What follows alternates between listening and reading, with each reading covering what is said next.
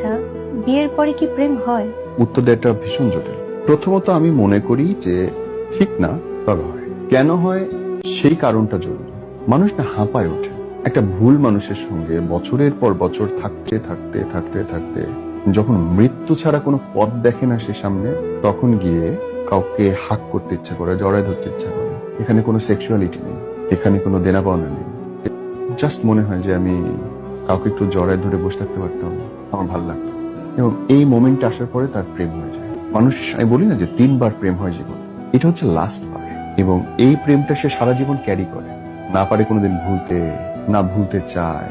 যদি একটা বাউন্ডারির মধ্যে তুমি রাখতে পারো অনুভূতির জায়গাতে, তাহলে অনেক ধ্বংসাত্মক কিছু হওয়া থেকে তুমি ইতিবাচক ভাবে জীবনটাকে নিয়ন্ত্রণ এবং সাজাইতে পারবে। তবে অসুবিধা কি জানো, বিয়ের পরে যে প্রেমটা হয়, এই প্রেমে আমরা অনেক ম্যাস্ট আপ করে ফেলি। কাউকে আমার ভালো লাগতে পারে, ভালোবাসা আসতে পারে, কিন্তু তার মানে তেই না আমার তার সঙ্গে গিয়ে সংসার করতে হবে, ভালোবাসার খাতিরে তার সঙ্গে গিয়ে আমার এক বিছানে পড়ে যেতে হবে।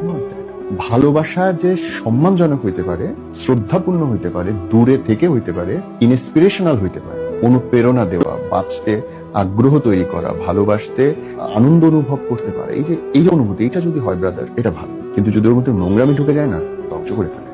সমস্যা কি জানো, 99.99% মানুষ